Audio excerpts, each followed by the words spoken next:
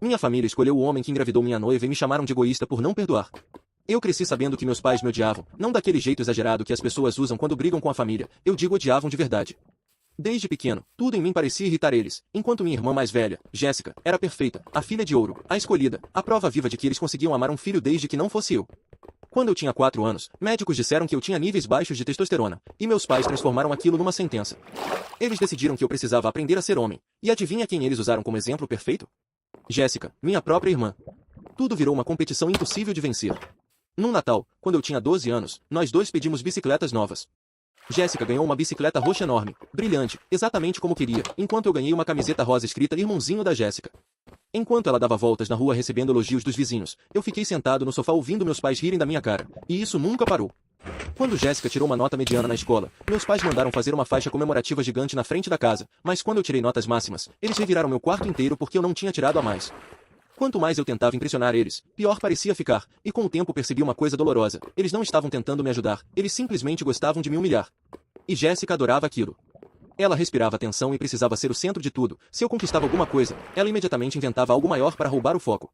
Quando consegui entrar numa boa universidade com bolsa parcial, meus pais disseram que eu era uma decepção por não conseguir bolsa integral, mas meses depois Jéssica praticamente abandonou a própria faculdade e ganhou uma festa. Uma festa. Eles compraram até um laptop novo para a fase criativa dela. Foi nesse momento que eu entendi que nunca venceria naquela casa, então fiz a única coisa que podia fazer, fui embora.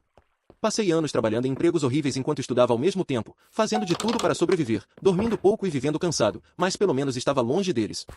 Só que mesmo distante, minha família encontrava um jeito de me destruir emocionalmente. Toda reunião de família parecia um interrogatório. Ainda naquele emprego de entrada, a Jéssica está pensando em abrir uma boutique, a Jéssica conheceu investidores, a Jéssica isso, a Jéssica aquilo. Era como se eu nem existisse. Na minha formatura da faculdade, meus pais chegaram atrasados, e a primeira frase do meu pai foi perguntar por que eu tinha levado 4 anos para terminar um curso tão comum. E claro, Jéssica apareceu usando um vestido exagerado só para chamar a atenção durante a cerimônia inteira. Mesmo assim, eu ainda tentava manter uma relação com ela porque, no fundo, ela ainda era minha irmã, ou pelo menos eu queria acreditar nisso. Mas toda a conversa virava competição. Uma vez liguei animado para contar que tinha sido promovido no trabalho, e ela ouviu em silêncio antes de responder. Engraçado, acabei de receber uma proposta de uma startup milionária. Era mentira, sempre era mentira. Jéssica não suportava a ideia de eu conquistar alguma coisa sozinho. E quando finalmente consegui o emprego dos meus sonhos, meus pais interromperam meu anúncio no jantar para falar do novo namorado dela, Vitor. Segundo eles, ele era um empresário brilhante cheio de contatos importantes, mas na realidade era apenas um vendedor comum numa empresa mediana. Mesmo assim, meus pais tratavam aquele cara como se fosse um bilionário revolucionário. O casamento deles virou um evento gigantesco financiado pela minha família inteira, enquanto eu ainda tentava pagar meus empréstimos estudantis sozinho. Honestamente, eu já estava acostumado a ser invisível naquela altura, mas tudo começou a mudar na noite em que conheci Josefine, e a reação da Jéssica naquele dia foi a primeira vez que eu vi medo nos olhos dela. Conheci Josefine numa das festas exageradas da Jéssica. Enquanto todo mundo tentava impressionar alguém, ela estava sozinha perto de uma estante, claramente desconfortável naquele ambiente, e imediatamente eu me identifiquei. Ela era linda, mas não daquele jeito artificial que tenta chamar atenção, ela parecia real. Quando perguntou se eu não gostava de festas, respondi sem pensar, não sou muito fã do mundo da Jéssica. E pela primeira vez em anos, alguém riu comigo, não de mim. Passamos horas conversando sobre livros, filmes ruins de ficção científica e coisas aleatórias que eu normalmente escondia das pessoas. Pela primeira vez na vida, eu senti que alguém realmente queria me ouvir, então começamos a sair juntos. E foi aí que minha família enlouqueceu.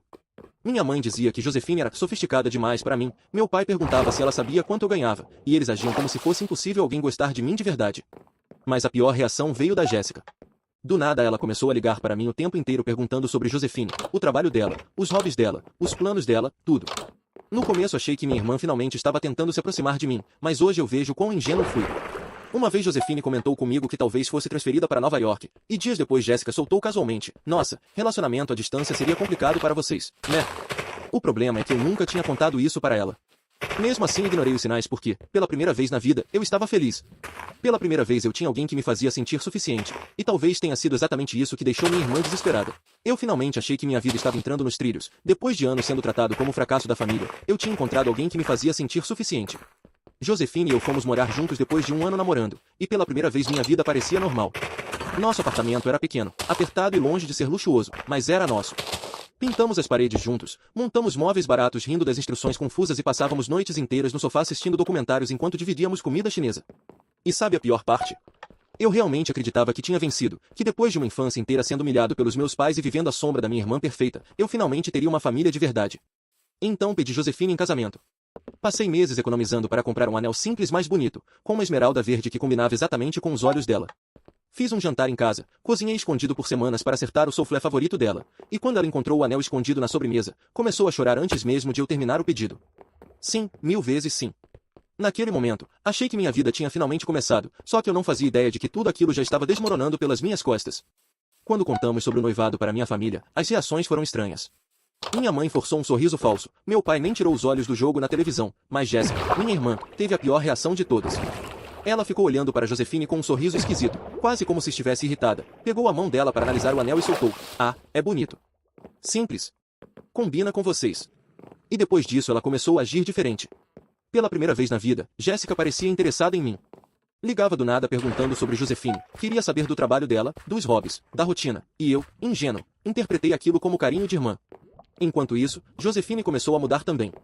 Primeiro foram pequenas coisas, ela escondia o celular quando eu chegava perto, começou a sair mais com amigas e voltava à tarde da noite cheirando a perfume masculino misturado com vinho. Mas eu confiava nela completamente. Nunca imaginei que ela pudesse me trair, muito menos com alguém da minha própria família. Até que uma madrugada acordei sozinho na cama e encontrei Josefine na sala, sussurrando no telefone às 2 da manhã. Quando me viu, quase derrubou o celular de susto e disse que estava falando com a madrinha sobre vestidos de casamento. Eu aceitei a desculpa porque o amor deixa a pessoa cega para os sinais mais óbvios do planeta. Então veio a parte que destruiu tudo. Josefine começou a passar mal constantemente, enjoo, irritação, vômitos, e eu fiquei feliz porque achei que ela estivesse grávida. Passei dias imaginando como seria nosso filho, pesquisei berços, escolas, nomes, comecei até a deixar livros de gravidez espalhados pela casa. Uma noite abracei ela no sofá e falei, você seria uma mãe incrível. Ela começou a chorar na mesma hora e correu para o banheiro, mas ainda assim eu não percebi. Até que numa noite ela sentou na minha frente tremendo, com lágrimas descendo pelo rosto, e acabou comigo em uma única frase. Estou grávida, mas o bebê não é seu. Naquele momento meu cérebro simplesmente desligou, eu mal conseguia respirar. Perguntei quem era o pai, e ela respondeu com a voz quase sumindo, é o Vitor. O marido da minha irmã. Meu mundo inteiro implodiu em segundos. Descobri que o caso já durava meses, que começou durante uma festa da minha própria família, que eles se encontravam em hotéis, no escritório dele, até na casa da minha irmã quando ela não estava lá. E o pior, Vitor tinha convencido Josefine de que eu nunca seria suficiente para ela. Disse que eu era fracassado, fraco, incapaz de dar a vida que ela merecia, exatamente o mesmo discurso que ouvi minha vida inteira dos meus pais. Enquanto ela confessava tudo chorando, cada memória do nosso relacionamento começou a parecer falsa, cada abraço, cada eu te amo, cada plano de casamento, tudo contaminado pela traição. Eu expulsei Josefine naquela mesma noite. Ela implorava perdão enquanto fazia as malas, dizia que me amava, dizia que tinha sido um erro, mas como você perdoa alguém que mentiu olhando no seu rosto durante meses? Como você esquece que enquanto você pesquisava nomes para um futuro filho, ela estava carregando o bebê de outro homem? E não qualquer homem. O marido da sua irmã. Depois que ela saiu, liguei imediatamente para o Vitor. No começo ele tentou bancar o arrependido e disse que tinha sido um erro, mas bastou eu pressionar um pouco para a máscara cair. Ele começou a me culpar, disse que talvez Josefine tivesse procurado ele porque eu não era homem suficiente, porque eu nunca conseguiria dar a vida que ela queria. E então falou a frase que fez meu sangue ferver, agora eu tenho a Josefine também. Também, como se minha vida inteira tivesse sido uma competição que eu já nasci destinado a perder. Eu fiquei cego de raiva, peguei as chaves do carro e fui direto para a casa deles. Naquele momento eu não sabia exatamente o que faria, só sabia que alguma coisa dentro de mim tinha acabado de morrer. Quando cheguei na casa da minha irmã, eu já estava fora de mim. A viagem inteira foi um borrão, nem lembro dos semáforos, das curvas ou do caminho. Só conseguia pensar em uma coisa, olhar na cara do Vitor depois de descobrir que ele estava dormindo com minha noiva pelas minhas costas. Mas quando entrei naquela casa, percebi imediatamente que eu já tinha perdido antes mesmo de abrir a boca. Meus pais estavam lá, claro que estavam. Vitor tinha ligado primeiro, e como sempre, eles acreditaram nele sem hesitar. Entrei na sala e encontrei aquele cenário ridículo, minha mãe consolando Vitor como se ele fosse a vítima, meu pai sentado com cara de desaprovação, e minha irmã nem apareceu. Quer explicar por que está ameaçando seu cunhado? Meu pai perguntou friamente. Cunhado, aquela palavra quase me fez rir de tão absurda. Você quer dizer o homem que engravidou minha noiva enquanto era casado com sua filha? Minha mãe ficou chocada por exatamente 3 segundos antes de olhar para Vitor e dizer, coitado, que confusão essa garota causou. Naquele momento caiu a ficha de que eu nunca venceria naquela família. Nunca. Não importava o que acontecesse, não importava quem me machucasse, eles sempre escolheriam outra pessoa antes de mim. Tentei explicar toda a traição, o caso, as mentiras, mas eles simplesmente ignoraram tudo. Minha mãe começou a falar sobre perdão, meu pai disse que eu estava exagerando, e então veio a frase mais nojenta daquela noite, Jéssica não estava sendo muito atenciosa ultimamente, homens têm necessidades. Minha própria mãe estava justificando a traição da filha. Foi aí que algo dentro de mim simplesmente quebrou. Vitor ficou sentado ali bancando o homem arrependido enquanto meus pais praticamente imploravam para eu agir como adulto. Adulto, segundo eles, significava aceitar que o marido da minha irmã dormisse com minha noiva, engravidasse ela, e ainda continuar sorrindo nos jantares de domingo. Meu pai me chamou de dramático e disse que eu sempre fazia tudo ser sobre mim. Sobre mim. Eu fiquei olhando para aquele homem tentando entender como alguém podia destruir o próprio filho por tantos anos sem sentir absolutamente nada. Então eu explodi. Pela primeira vez na vida inteira, falei tudo que estava preso na garganta desde criança. Falei sobre as humilhações, sobre o favoritismo, sobre como Jéssica sempre podia destruir tudo e ainda ser tratada como princesa enquanto eu precisava implorar por migalhas de aprovação. Quando Jéssica bate o carro, é acidente. Quando eu tiro nota máxima, é obrigação. O silêncio na sala ficou pesado. Minha mãe tentou negar, mas até ela sabia que era verdade. E então eu olhei para o Vitor. Pela primeira vez ele parecia desconfortável. Chamei ele de covarde, de parasita, de mentiroso. Disse que ele nunca conquistou nada sozinho na vida e que agora estava roubando até a mulher do irmão da própria esposa. Mas o pior foi perceber que ninguém ali realmente se importava com o que ele fez. O problema não era a traição, o problema era eu não aceitar ela em silêncio. Então fui embora. Ignorei os gritos, ignorei as mensagens, ignorei tudo. Passei horas dirigindo sem rumo porque voltar para o apartamento vazio parecia insuportável. E quando finalmente cheguei em casa, meu celular parecia uma cena de pesadelo. Tinha dezenas de mensagens, Josefina implorando perdão, Vitor alternando entre desculpas falsas e provocações, meus pais exigindo que eu pedisse desculpas para ele. E a pior de todas veio da minha irmã, perdoei Vitor e você também deveria. Nem uma única palavra sobre minha dor, nem uma única pergunta sobre como eu estava, apenas o mesmo roteiro de sempre, proteger os favoritos e me transformar no problema. Eu parei de comer direito, parei de dormir, passei dias sentado no escuro revivendo cada detalhe da traição, tentando entender onde tinha errado. Até que meu chefe me ligou preocupado e acabou me oferecendo uma transferência temporária para Seattle.